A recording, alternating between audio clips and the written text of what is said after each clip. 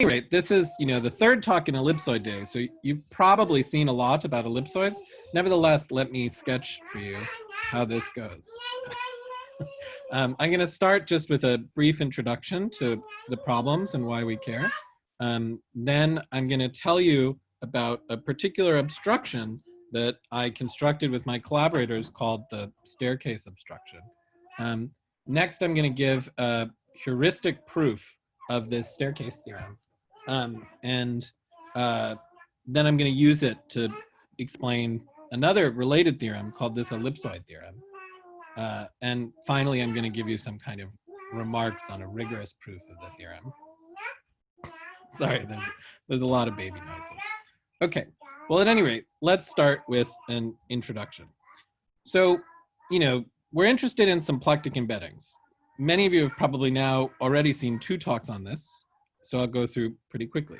Symplectic embedding, it's just a map like this, pulling the symplectic form on the target back to the symplectic form on the domain.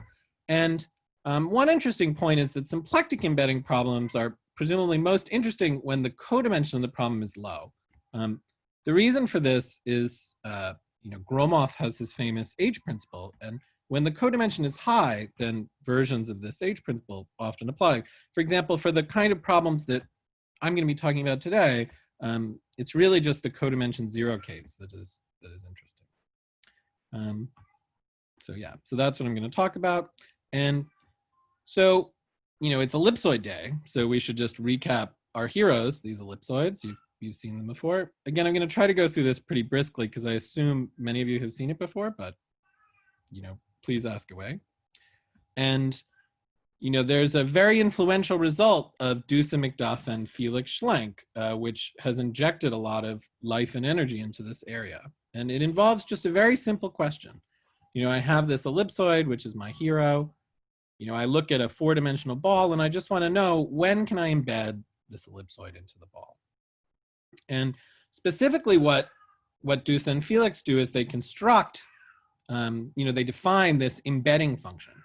These functions are now quite popular. What the function does is I fix a real number a, which I should think of as, the stretching factor of my ellipsoid. When a is 1, then obviously this is a ball. If a is very large, then I have a very stretched ellipsoid. And you can show that this is a continuous function. So what I do is I stretch my ellipsoid by a factor of a, and I look at the smallest ball that I could possibly put it in. I mean, obviously, I can always put it in a ball of size a, but the question is, if I shrink that ball from size a for a bit, maybe I can do better via some symplectic embedding. On the other end of the extreme, the volume of my domain better be no more than the volume of the target for this to work. And so maybe that's the only obstruction. And the idea is to try to study this function and see what happens. And it's actually quite amazing what happens. The theorem is from 2010. So what happens is if the ellipsoid is stretched by no more than the golden mean raised to the 4th power, then there's this strange mix of flexibility and rigidity. I'll show you the graph in a moment. You might have seen it if you'd seen either of the previous 2 talks, but the function is given by this infinite staircase.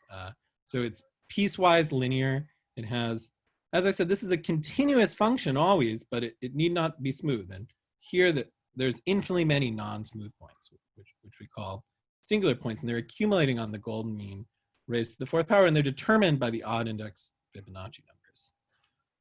On the other hand, if the ellipsoid is stretched by more than a factor of 17/6 squared, so just to give you some idea of the sizes of these numbers, tau to the 4th, that's a little less than 7. 17/6 squared, that's a little more than 8. So if the ellipsoid is stretched by a little more than a factor of 8, then this embedding function is just the square root of a, which means, very important for this talk to sort of orient yourself in this way, that means that all obstructions have vanished to this problem except for the classical volume obstruction. Again, because it's a very important point for what we want to say, I'll just repeat it. If I have an embedding of my ellipsoid into a ball, the volume of the ellipsoid better not be more than the volume of the ball. That's this volume obstruction.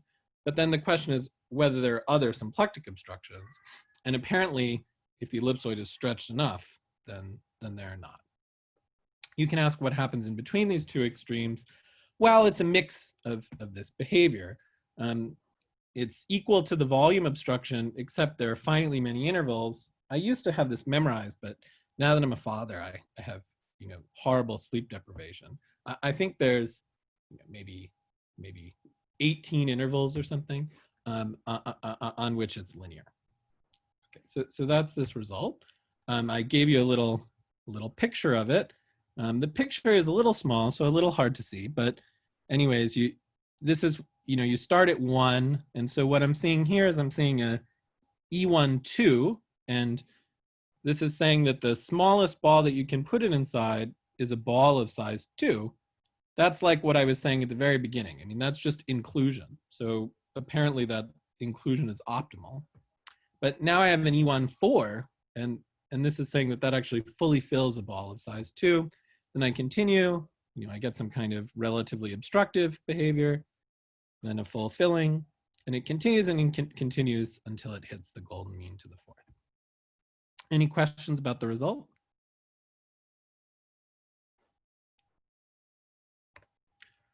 Okay, so anyways, this result has generated a lot of interest. I mean, it's sort of the germ of ellipsoid day, but I wanted to highlight some work. First of all, there's a lot of interesting work on finding new infinite staircases. So the first result in this direction is due to Frankel and Mueller. They found an infinite staircase when the target was a cube rather than a ball. More precisely, they had a target, a polydisk, where the sizes of the disks were the same. Then Mike Usher found infinitely many infinite staircases where the target was still a polydisk, but an irrational polydisk. In other words, the ratio of the areas of the two disks was irrational.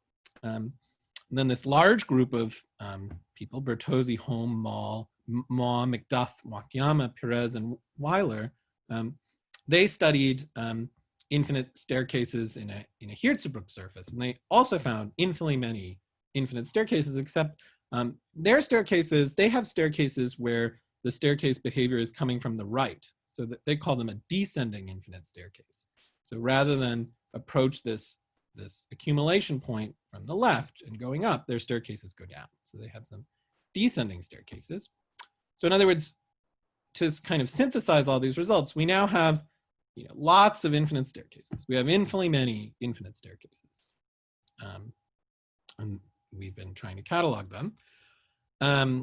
Roger spoke earlier today about how to actually see the embeddings for these staircases. I mean, if I look at a point here on this graph, like this is where A is equal to 4, as I said, I'm seeing that an ellipsoid E14 fully fills a ball of size 2, but I'd like to see that embedding.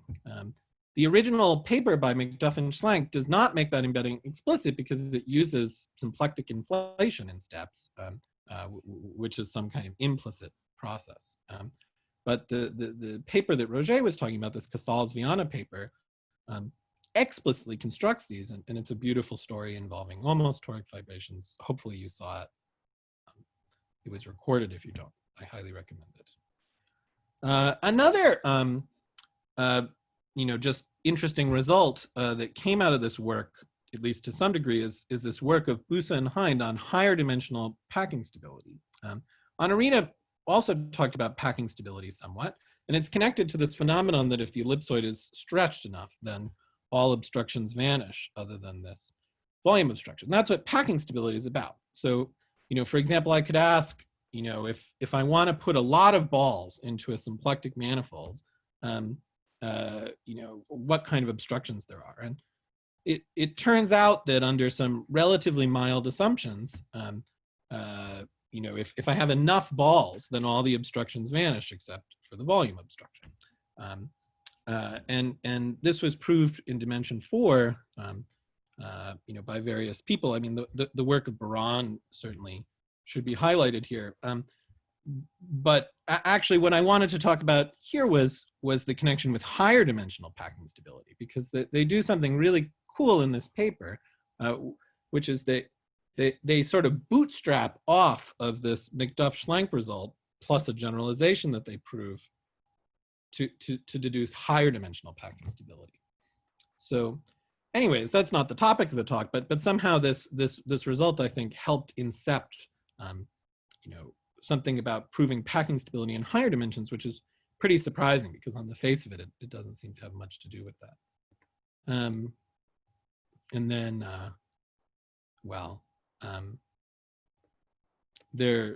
here we go. Sorry, the slide got stuck. I also wrote a paper with Teresa Lee and Richard Stanley about some new kind of combinatorics that came out of this result.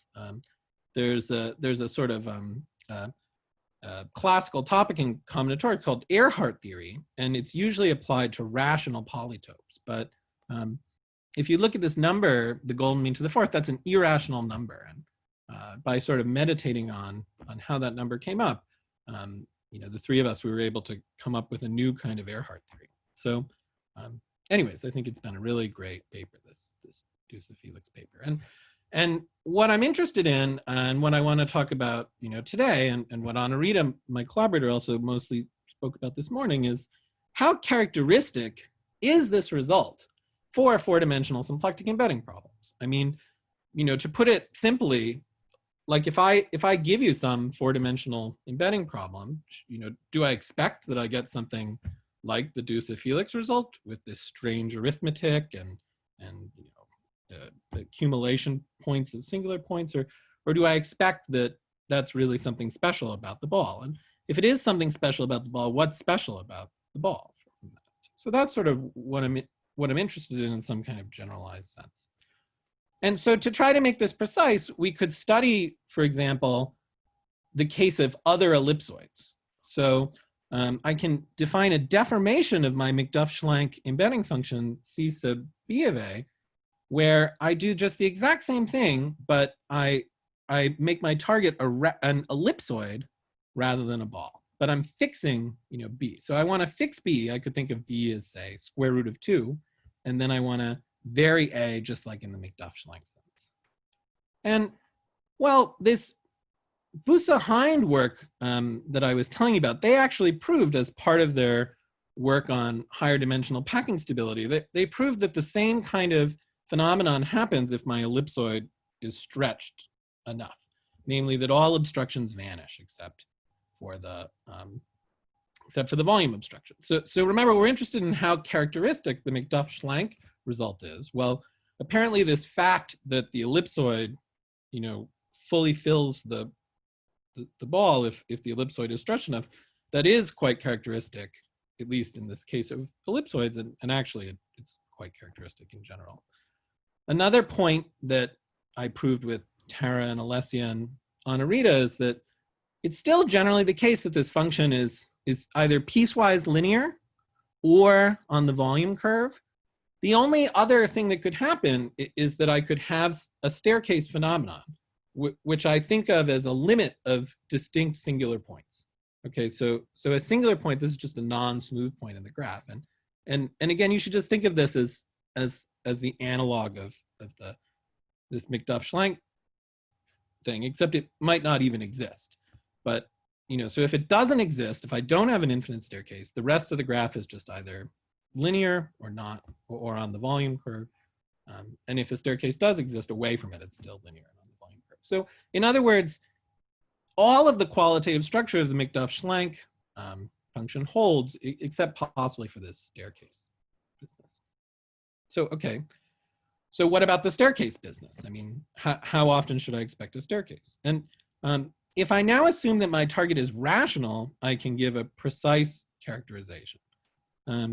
So that's the first theorem I want to tell you about today, which says that the function has a staircase only in 3 cases. So there's the case where the ellipsoid, where my target is just an E11, that's the ball case, that's the McDuff-Schlenk case.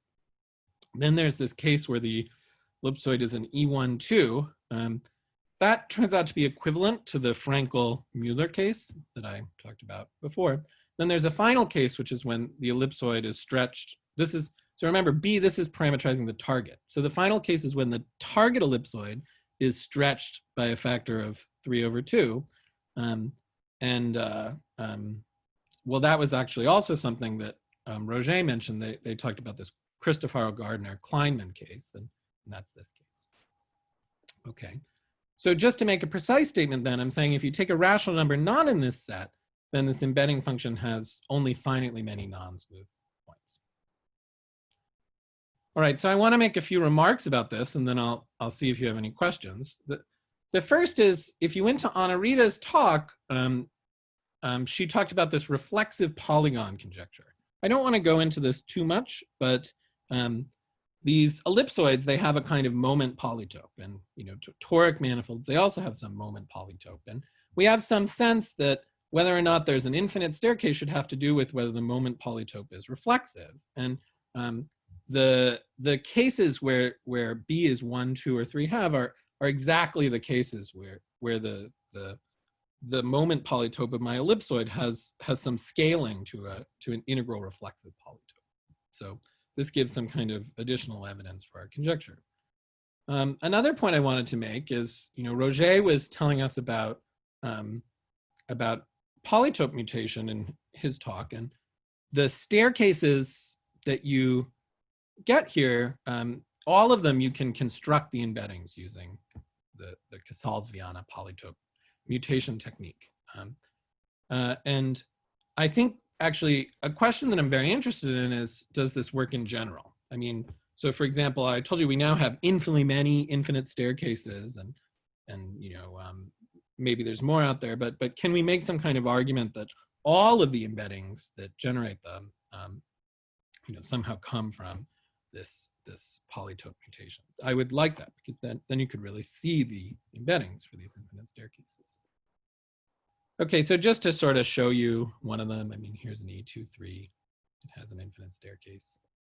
Okay, so that's sort of the end of the introduction. Are there any questions before I move on?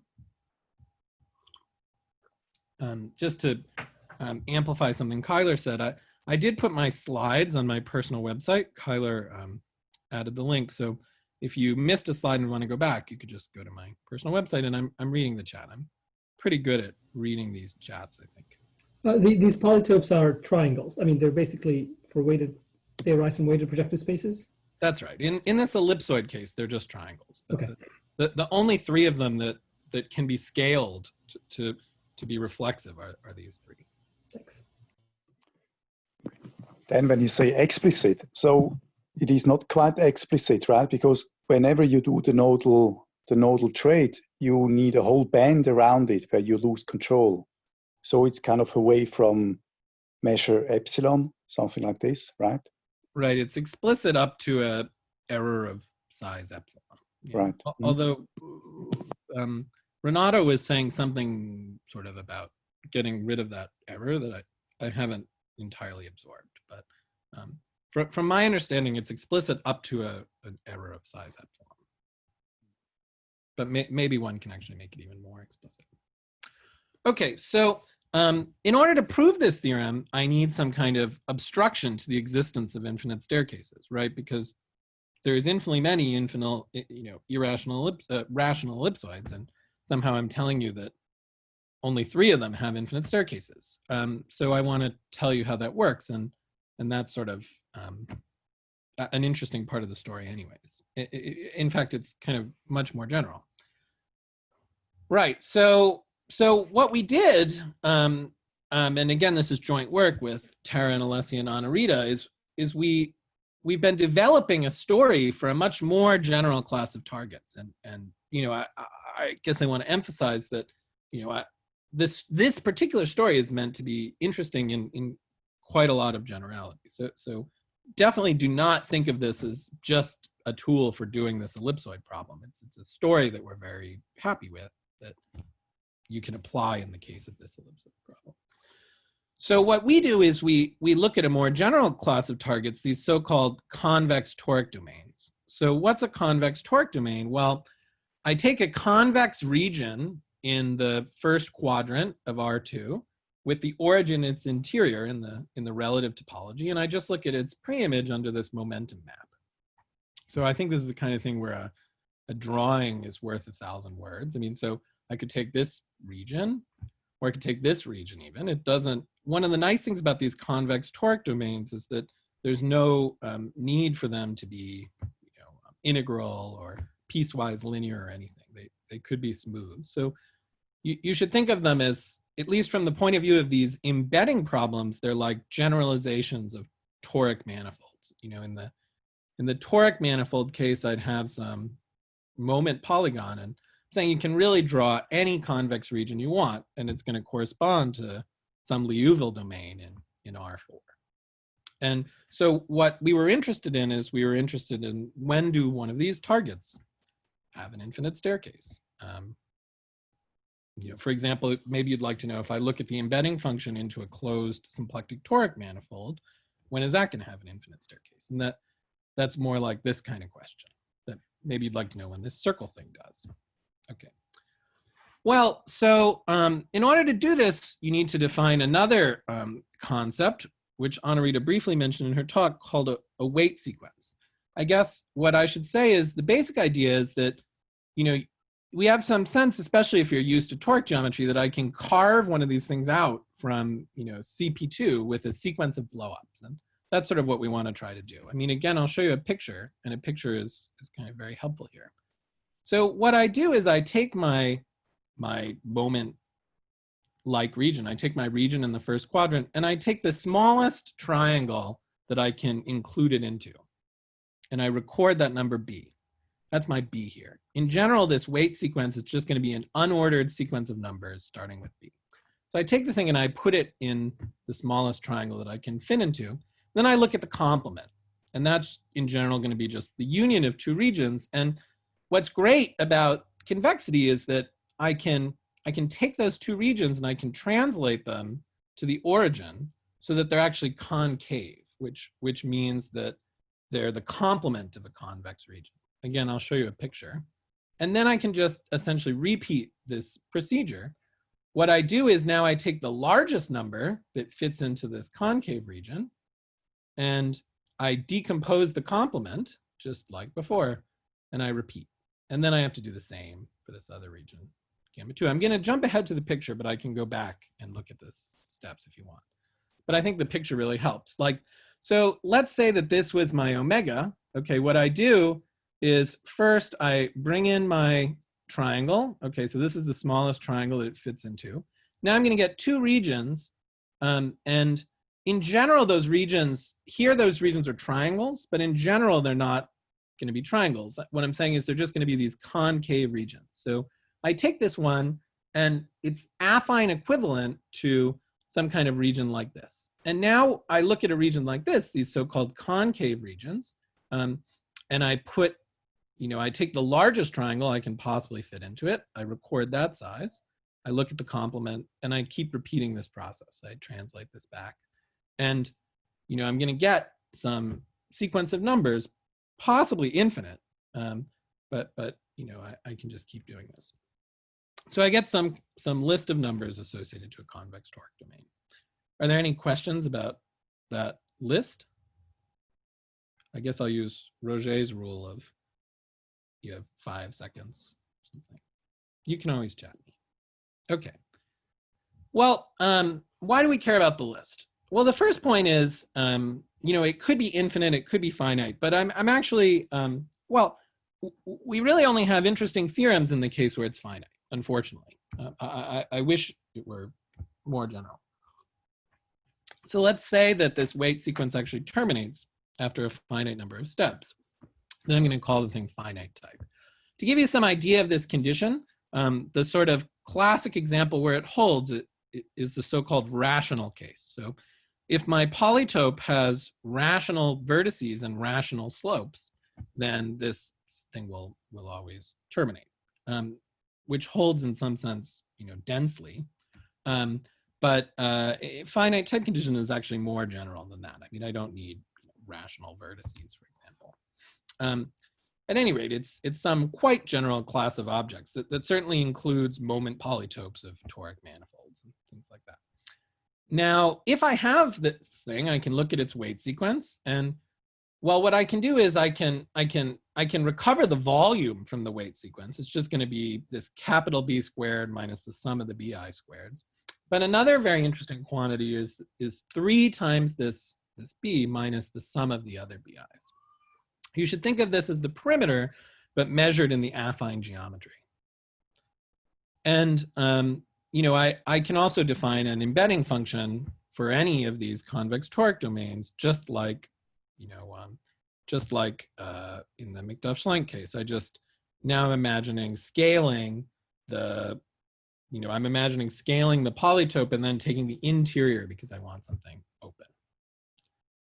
Okay, so for example, you know, if I wanted to take my C sub B function, I would just be letting my polytope be a triangle, like Muhammad was saying before. That would be the case where I have C sub B. But I could also take any moment polytope. I could do a lot. Okay, and so what we do is we tell you, you know, if there is an infinite staircase, which remember we're interpreting as there being infinitely many singular points for this function, then we tell you where they accumulate, and we tell you what the value of the embedding function is there. They accumulate it at a solution of this polynomial. Okay, I mean, so Anarita also mentioned this polynomial, but I'm going to say a lot more about the proof. Okay, so the polynomial, well, you know, the most interesting thing is this linear coefficient.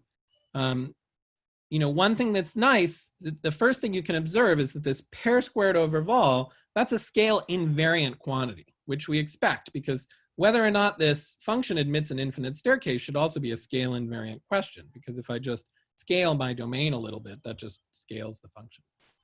Okay, so anyways, I just have this explicit quadratic equation. It's quite easy to solve. And if I have these infinitely many singular points, they have to accumulate at a solution of this. Moreover, the actual embedding function at that solution needs to be equal to, well, this number, but what this means is that it needs to be on the volume. Or if you'd like to think more geometrically, what this means is that I can fully fill the target with an ellipsoid stretched by a factor of A naught.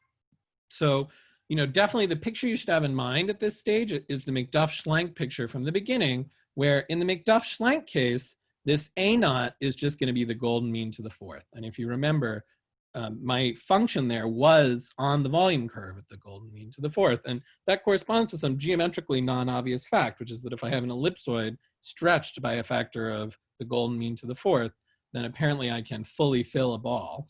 But, you know, a priori, that's certainly not obvious. For example, if I have an ellipsoid stretched by a factor of 7, I can't do that. So at any rate, this gives you actually quite an explicit obstruction. So what I can do, well, another fun thing about this polynomial is that its constant term is 1. So one of these solutions is going to be greater than 1, and the other is going to be less than 1, unless they're both 1. So I can take the one that's greater than or equal to 1, because with these embedding functions, I can always assume that you know, this is the larger factor. So I take the one that's greater than 1, and I just look at the difference between the embedding function there and the volume curve, and I get a number. It's always non-negative. And the point is that what our theorem is saying is that if there's an infinite staircase, then it has to vanish.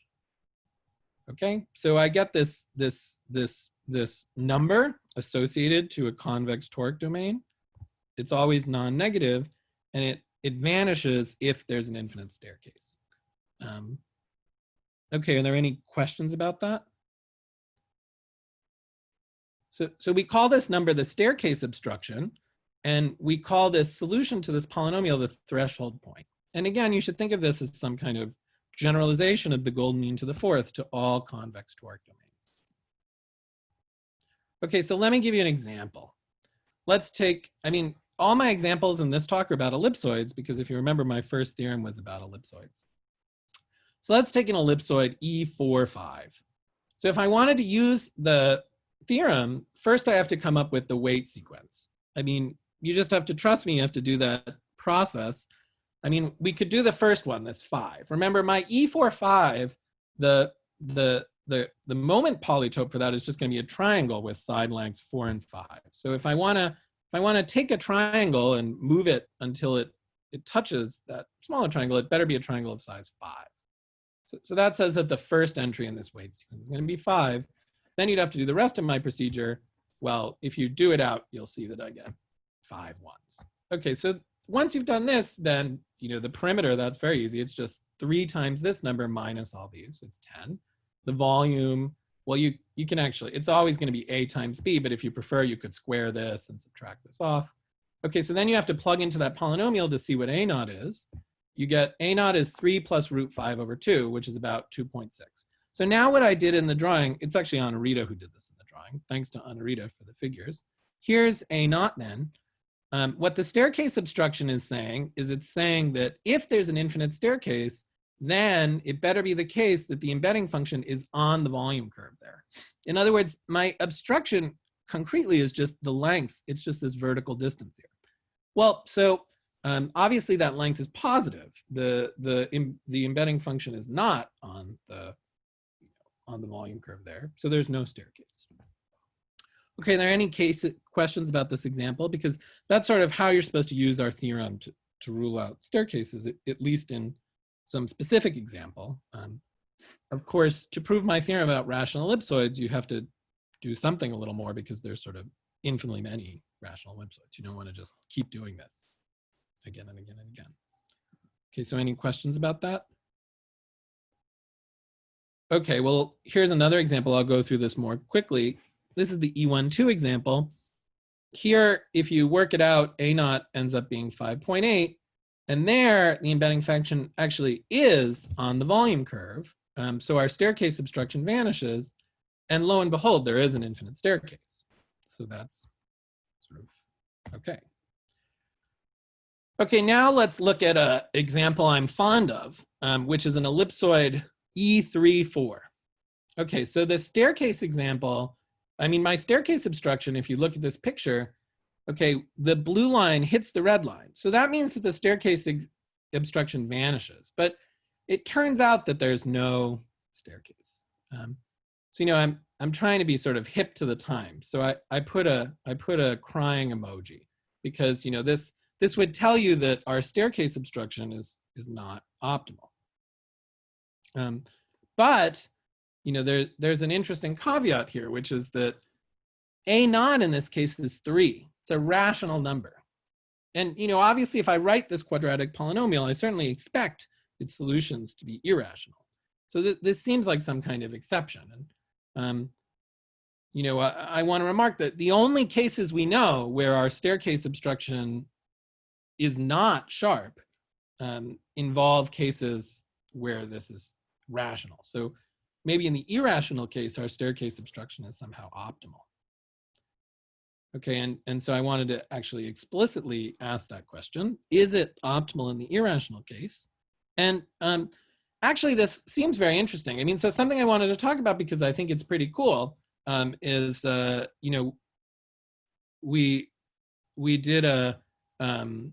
we did this summer collaboration at IIS that I think Anarita was talking about. And we were talking about this problem with Peter Sarnak when we were there. And Sarnak pointed out a paper of Hecke where he studies a certain Dirichlet series. So somehow it seems to be the case that one might be able to approach this problem through this old work of Hecke by understanding some residues of some Dirichlet series at some holes. So somehow our staircase obstruction, this sharpness seems to be connected to some arithmetically interesting phenomena.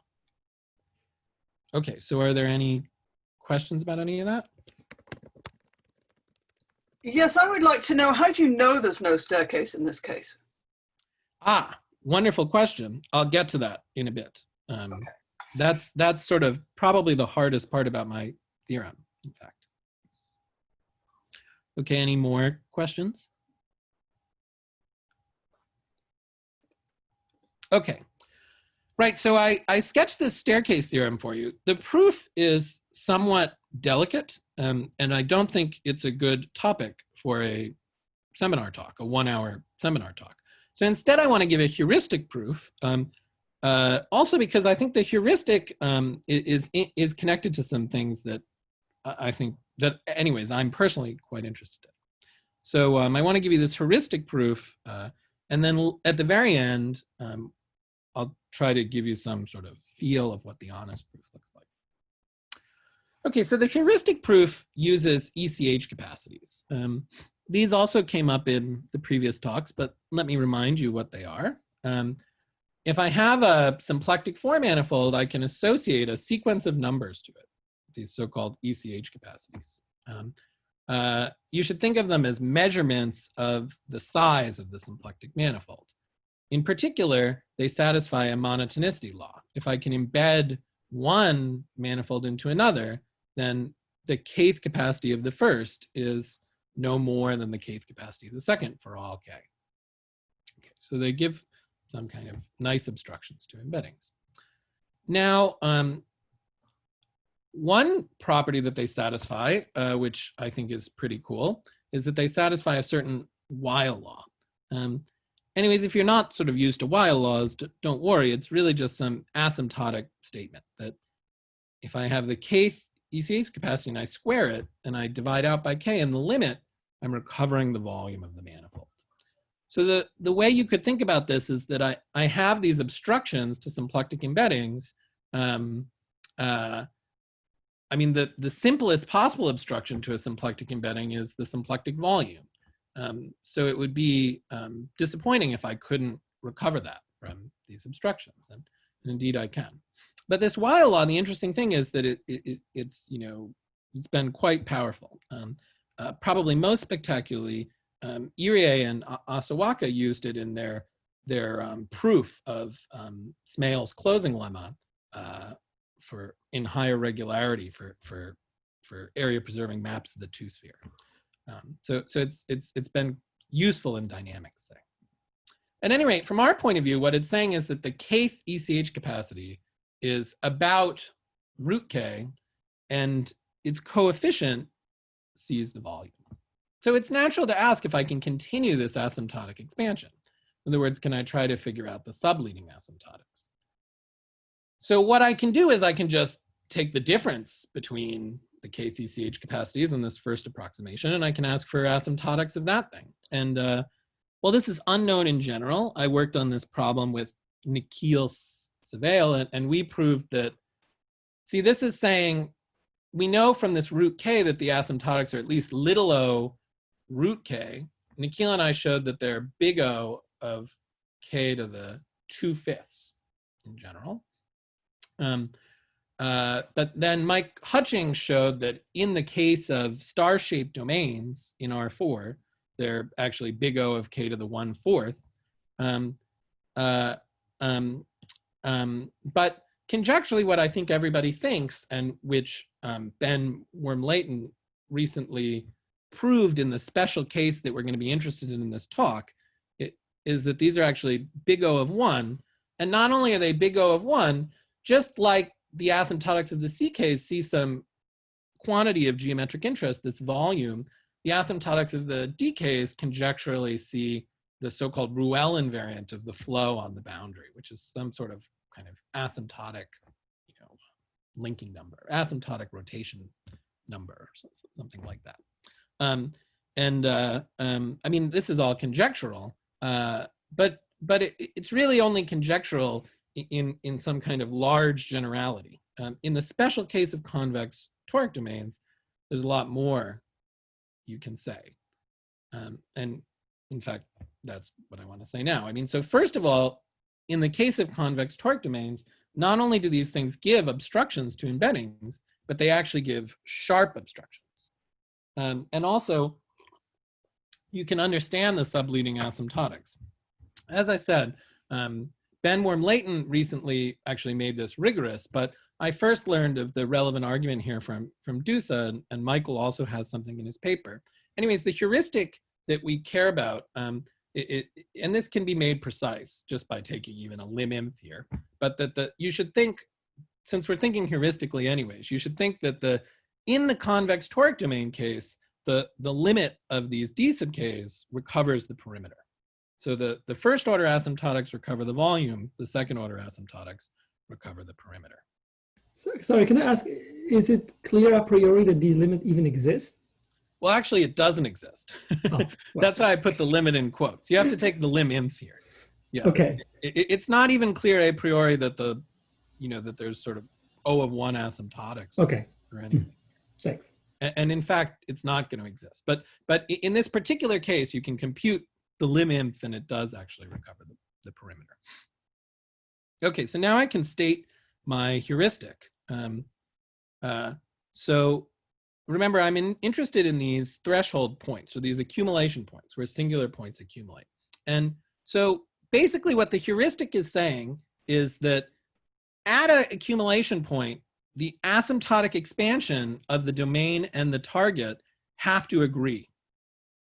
I've stated it somewhat differently. I've stated that the leading and the subleading asymptotics both have to agree. Right, by the way, Michael said that generically the limit of the decays do exist, but actually the case that we're sort of interested in the theorem is almost always non-generic. Okay, but so anyways, back to the heuristic. You should think of this as saying, okay, my domain is going to be my ellipsoid. My target is always my convex toric domain, but remember, I'm scaling it by my embedding function. Okay, so that's what's going on here. And I'm saying their asymptotic expansions have to agree heuristically. Okay, so what I claim is if you believe this heuristic, then you can deduce our staircase theorem. So now what I'm going to do is I'm going to tell you how to deduce our staircase theorem from the heuristic, and then I'm going to tell you why you might think that the heuristic is true. Okay. Are there any questions about the heuristic, though, before I move on? Okay. All right. So actually, it's quite easy to use the heuristic to derive the staircase obstruction, which is one reason I like it. All right. So what does it mean for the leading asymptotics to agree? Well, that means that the domain and the target have the same volume. And remember, I can always rescale. The whole point is to figure out the rescaling. So a nice way to think about this, remember my ellipsoid, it has to be stretched by a factor of A. So if I want to rescale to have it have the same volume as the target, normally one thinks of rescaling the target, but I might as well just rescale the domain. So I've rescaled the domain. You know, the thing you should just verify is that the product of these two numbers is the volume of the target, and this is stretched by a factor of A, namely the ratio of these two numbers is A. Okay, so anyways, that's the only part where I use the fact that the leading asymptotics agree. I'm just assuming that the rescaling, that fixes the rescaling for me. I'm assuming that my domain looks like this. So now I can just compute the perimeter of this. Let's say when A is irrational. If you compute the perimeter, if I have an irrational ellipsoid, namely these two factors have an irrational ratio, you can just check that the perimeter is just the sum of the factors. Okay, so my perimeter is just root A vol plus vol over A, square root. So now the subleading asymptotics are telling me that the perimeter of my ellipsoid agrees with the perimeter of my target, which is this pair that actually appears in the theorem. So I just set these two things equal to each other. I get root A vol plus root vol over A equals the perimeter of the target. Okay, and so now if I just rearrange this, if I just square and, just simple rearrangement gets this to just my quadratic equation. Okay, so are there any questions about that? I guess what I wanted you to take away from this is if you believe the heuristic, then you can get to our equation by some simple manipulation. Are these examples always of like that finite type where you can define your perimeter?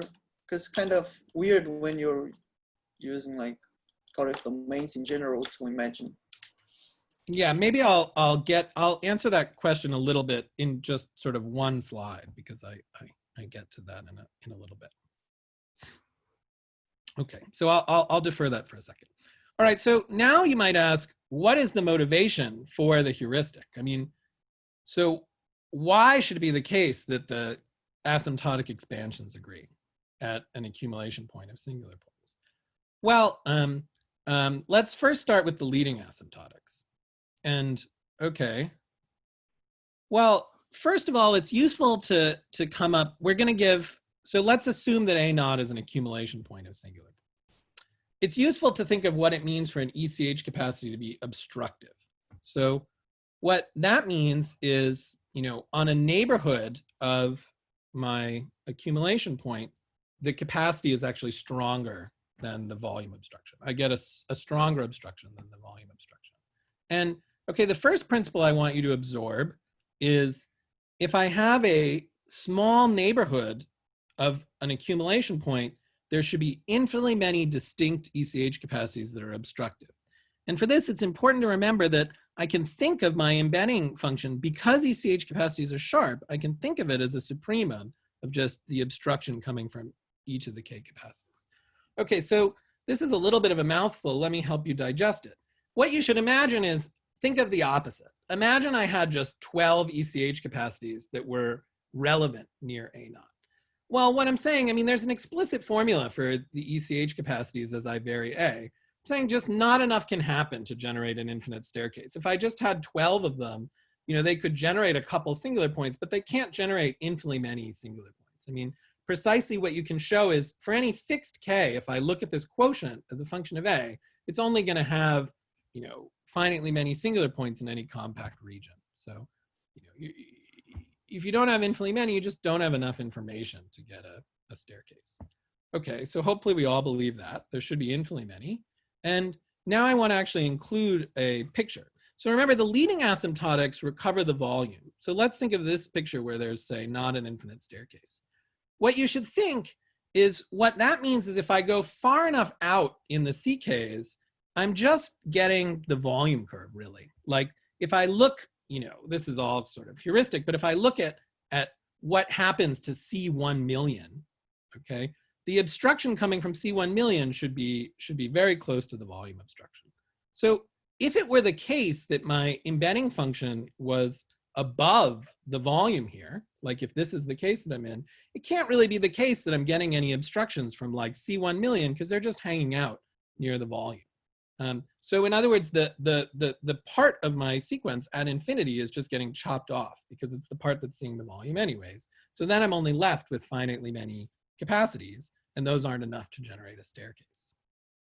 Are there any questions about that part?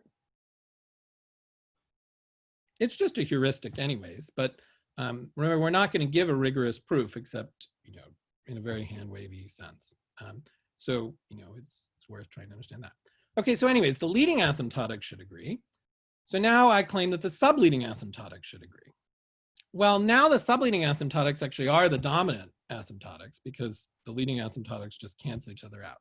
So now there's just two cases at A naught. So let's say that the subleading asymptotics of the domain are actually bigger than the subleading asymptotics of the target. Well, remember, I've scaled so that the domain and the target have the same volume. So that means that I can't have a full filling, right? Because the subleading asymptotics are now dominant. So what you should think, remember, if I have an embedding, then that means that the capacities of the domain are smaller than the capacities of the target. So if the subleading asymptotics of the domain are bigger in there, then once they start to dominate, they're going to obstruct a full filling.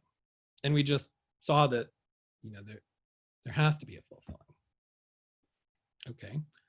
On the other hand, if the subleading asymptotics are less than the subleading asymptotics of the target, then it's helpful to just think about this difference. Okay, so explicitly what that means is that the kth ECH capacity of my ellipsoid stretched by A naught is strictly less than the kth ECH capacity of my rescaled target.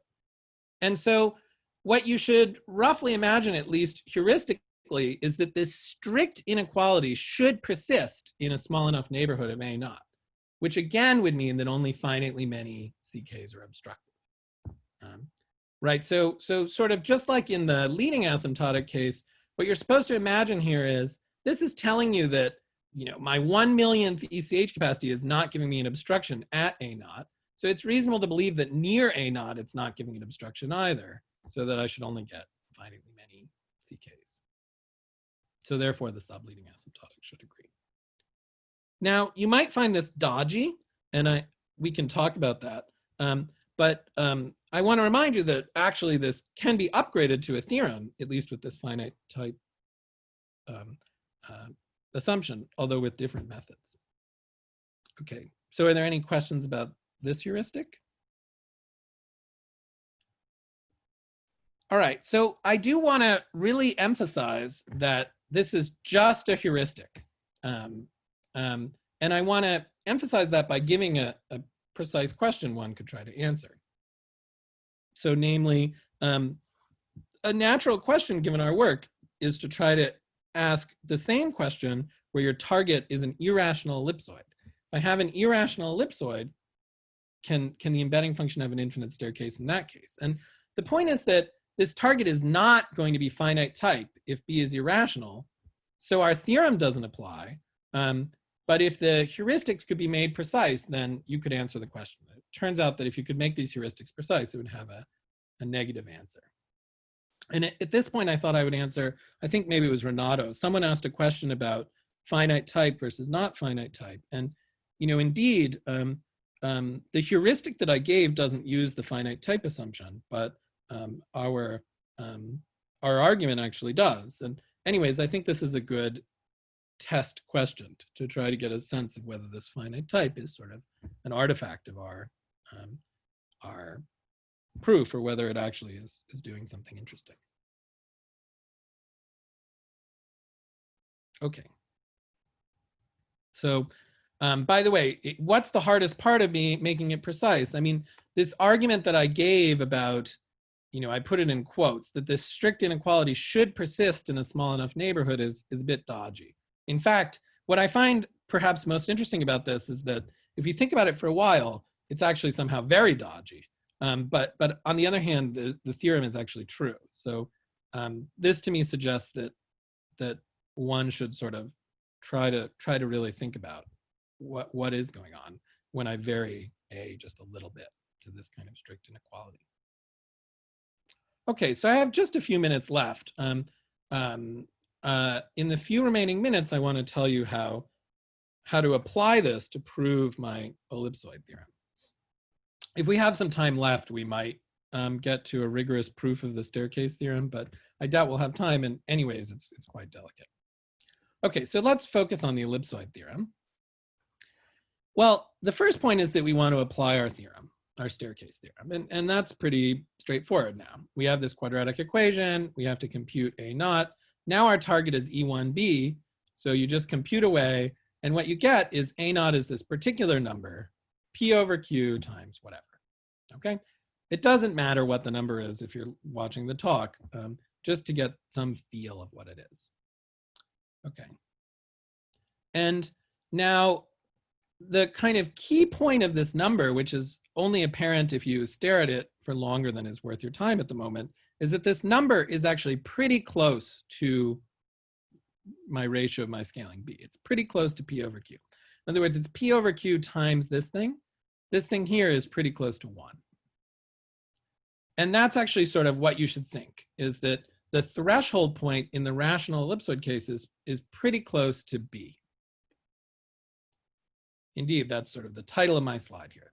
This threshold point is almost always close to B. And why is that interesting? Well, the picture you should have in your head is, you know, again, I'm fixing B. To work out my embedding function, it's actually always 1. It's just identically 1 until I get to B. And the proof of this is just Gromov non-squeezing. Okay, so up until B, it's very simple. And what I'm saying is the threshold point in this case is usually not much more than B, which you can just figure out by staring at that number. So it's reasonable to believe that that, you know, this embedding function is just doesn't have enough time to generate an infinite staircase, because it's just 1, and then it has to get, you know, it would have to do a lot before it got to A naught. Okay, so just to give you some quantitative bound, for example, this number is almost always less than B plus 2. For comparison, in the McDuff-Schlenk case, you know, the the analog of B would be 1, and the analog of A naught is tau to the 4th, which is almost 7. So in the McDuff-Schlenk case, it's still pretty far, but here it's rather close. Okay. And all right, well, why does that actually matter? And again, the point is you should think of this supremum formula I wrote for the embedding function. If I have a particular C sub k, then it's usually pretty easy to understand what kind of obstruction it gives. But where the hard part can come from is that there could be infinitely many of them, and so then the obstruction can in general be quite complicated, like in the McDuff-Schlenk example. Here I'm zooming ahead, but I'm going to go through this. So what happens is that if I'm pretty close to B, then it turns out that only a few ECH capacities actually matter. And a good sort of example to get a feel for this is that if I just wanted to prove that my embedding function was 1, this is this Gromov non-squeezing result, I would just need C1. So it turns out that since my threshold point is pretty close, I really just need to use the first floor function of B plus 3 ECH capacities, in particular a finite number, unless B is one of 4 numbers. There's 1, 2, 3 halves, all of which actually have infinite staircases, and then the 4/3 case, which Dusa asked about, in which I want to close my talk by talking about. And so remember that we already argued that finitely many ECH capacities can't generate an infinite staircase. So if you believe this stuff, then you've now proved the theorem, except in the 4/3 case. Okay. So now I want to close by talking about what happens in the 4/3 case. Okay, so the first point is, as we've already seen, the staircase obstruction vanishes. So you can't use that. You can compute the threshold point. It turns out to be 3, but it's just far enough away from B that these previous considerations just don't work. You can't use some a priori bound to say that only 12 ECH capacities are relevant. So the obvious thing to try to do then would be to just actually compute the function near 3. I mean, you can see a picture here. This certainly makes it look like it's flat to the left of 3, and that's pretty easy to prove. What's harder is to try to figure out what it's doing for the right of 3. And why does this look tricky? Well, if you remember, this A naught, it's supposed to be an analog of the golden mean to the 4th. But in the McDuff-Schlenk case, it's actually quite difficult to compute what's going on right to the right of the golden mean to the 4th. That's a long and difficult part of their paper. And even worse, it's actually not clear how to generalize it, because the argument there, it's related to these ghost stairs that Roger was talking about. It uses the convergence of the golden mean to the 4th, but in our case, A naught is rational, so it doesn't even have any interesting convergence. Okay, so you need some kind of new method. At least I felt like one needed a new method, and the method has a neat trick, which I want to tell you about. Okay, so, well, again, what we want to do is we want to compute the embedding function near 3, and the claim is that it's A plus 3/4. Well, we're going to use the fact that ECH capacities are sharp. So we need to show that the kth ECH capacity of the domain is no more than the kth ECH capacity for all k. There's a combinatorial formula for the ECH capacities. You can see it, but what's important for the argument is really the reinterpretation of the combinatorial condition in terms of counting lattice points in triangles. Remember, this delta thing is a triangle. I'll show you a picture in a moment. But what you should imagine is that I have some triangle parametrized by A and also an integer t. This is just has to do with how much the triangle is scaled. And I need to show that the number of lattice points in this triangle is at least as many as the number of lattice points in the target triangle for all integers as I scale. Okay, so I have this triangle. It's parameterized by A. I want to scale it by an integer, and I need to count its lattice points somehow.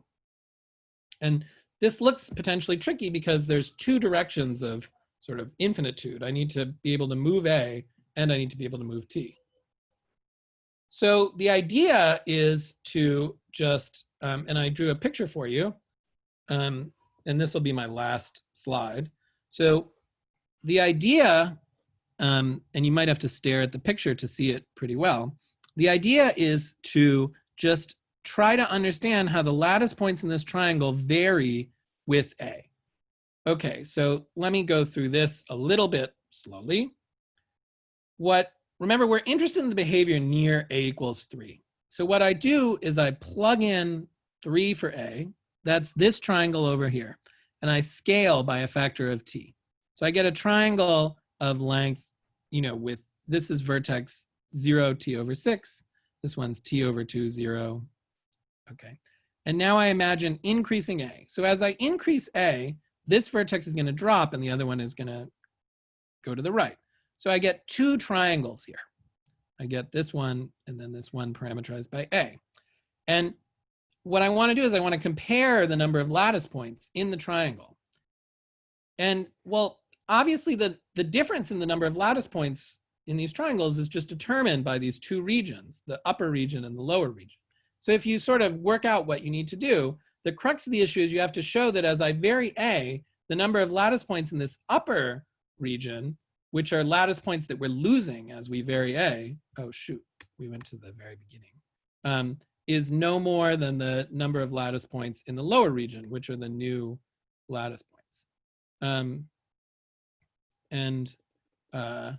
And well, the proof, this was actually looks, well, the proof actually is to just count lattice points on each horizontal slice and establish the analogous inequality there. So I can just count the number of lattice points on a particular horizontal slice and compare one in the upper region to one in the lower region. There's a way to biject the horizontal slices, and I get the same inequality. There's always there's always no more lattice points on an upper horizontal slice than on a lower horizontal slice. And so what that's telling you is as I vary A, the number of lattice points that I lose is compensated for by the number of lattice points that I gain. And so that's what you need to do to show that the ECH capacities are sharp. But it was actually quite surprising to me that this actually worked, because there's sort of no reason why a priori there should be a comparison that the same result should hold for each horizontal slice. Okay, so at any rate, I think I'll stop there.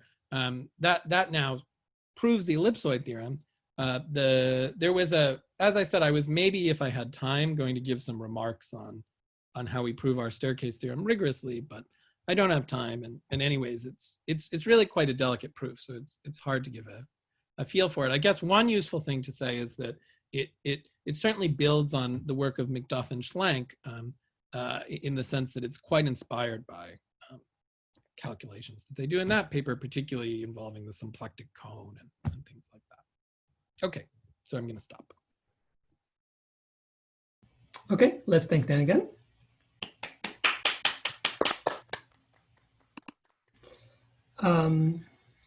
Are there any questions? Yeah, I would like to ask in this example you just gave us, which capacity is it that's giving this obstruction? It's not hard to check. I believe it's the 12th. The 12th, okay. Something. I mean, I'm saying off the top of my head though. I can. Well, it's actually in the paper. Oh, it's in the paper. I posted a paper. The argument you're saying here is incredibly like the argument you explained to me to show why in the Fibonacci staircase. I mean, we had a huge effort to try and calculate the invariant, and you gave a very elegant argument dealing with lattice points like this above tau to the fourth. That's right. It's a very similar kind of argument, but I bet you if all you wanted to know is that it's obstructed, one could easily figure out what the obstruction is. Just like we had an obstruction, we knew that there could not be a descending staircase. It's just that to actually prove that that was the supremum of what we were trying to calculate was difficult. Yeah, well, it would be interesting to talk further about that. I mean, so I definitely agree that if you want to find the optimal obstruction, that's pretty easy. But in a way, it depends on how you define a descending staircase, I suppose. But if you just know that there is an obstruction, well, it sort of depends exactly what you mean. But if you just know that there is an obstruction, in principle, you could still have, you know, some staircase-like behavior, you know, above the obstruction. You could still have infinitely many singular points. It's just they would have to lie, you know, at least as high as your obstruction. So they couldn't touch the volume, but they you know, they could be converging from the right, just staying above the line. You know, the line, what I'm claiming is that the graph is actually, I think, a plus 3 over whatever I said it was, a plus 3 over 4. And no, you're right, that knowing that obstruction itself wouldn't get rid of a staircase because it's got this constant term in it, because it's not a line through the origin. Right. That's exactly the point, indeed, because it has this constant term. Yeah. Right. Yeah, right. That's right. Yeah, that's right. So, and indeed, it's like the argument that I explained to you some time ago.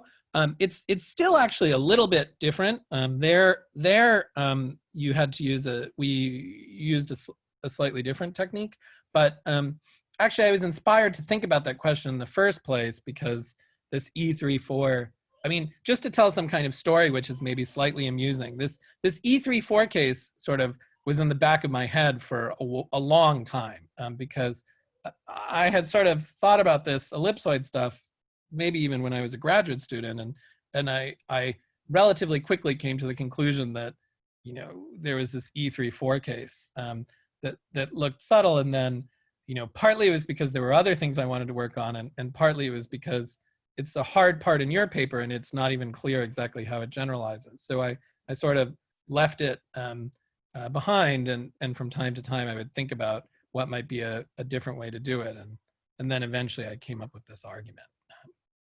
Yeah.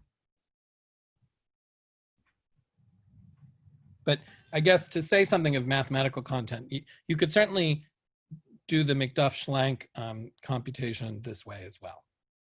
What happens after the golden mean to the fourth there, at least the first part.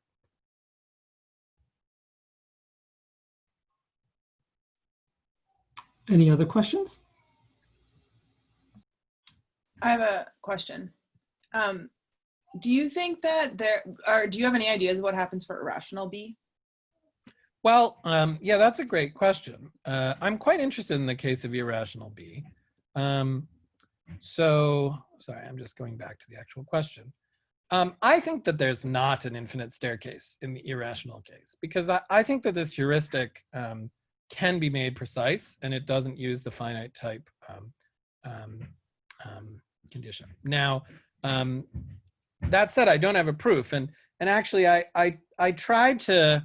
I mean, I didn't get to tell you really how the rigorous proof goes, but you know, it goes by sort of you know, blowing up CP2 a certain number of times, and you know, I tried to just sort of convince myself that if you had to blow up infinitely many times, there should be some way to do it that works, but I actually couldn't. So I could be wrong. I mean, maybe there's not an infinite staircase. Yeah, I mean, sorry, maybe there are lots of infinite staircases. Thanks. Anybody else? I had an ignorant question about whether there's any way to relate. So these kind of the lattice points of the polytope seem to enter in this construction, but the lattice points also give you Lagrangian tori, with in fact that their lattice points tells you something about the areas of the disk that they bound. Mm-hmm. Is there any way to kind of directly see the relevance of these Lagrangian tori to the embedding obstructions? Yeah, that's a great question. I guess the short answer is, off the top of my head, I don't have much, you know, I don't know. I don't know if Richard Hind is on the call. I sort of saw him earlier, but Richard has a lot of, I would say Richard is kind of the world's expert on, sort of relationships between these kind of embedding problems and Lagrangian embedding problems. In particular, he's sort of thought about what Lagrangian packing questions, what kind of answers one can expect and what they have to do with these embedding questions. So maybe he has something interesting to say. I don't have much to say other than, Richard Hein has some interesting work on some related things, but not precisely what you're asking. Thank you. Okay, if nobody else has any questions, I suggest we thank Dan again. Oh, Igor's saying. Oh, there isn't a question. Okay, great. Igor, go ahead. Thanks. Hi. Hi. Hi, Dan. Thank you for your talk. I have a question about, so if you, let's say you fix a K, then which kind of formal properties does CK of E1A have as a function of A? What kind of formal properties? Mm-hmm. Yeah, I mean, in general, it'll just be piecewise linear. It'll just be some piecewise linear, continuous function of A. I mean, it should also be, non,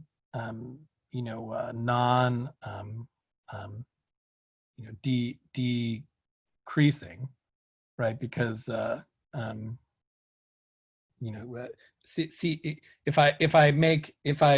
if A1 is greater than A2, then CK of E1 A2 should be at least as big as CK of E1 A1, because CK, E1 A1 actually includes into E1 A2. So those are the kind of formal properties. I mean, is there something more specific that you had in mind? Yes, I was actually wanting to ask if it's like a convex function or a concave function. I see.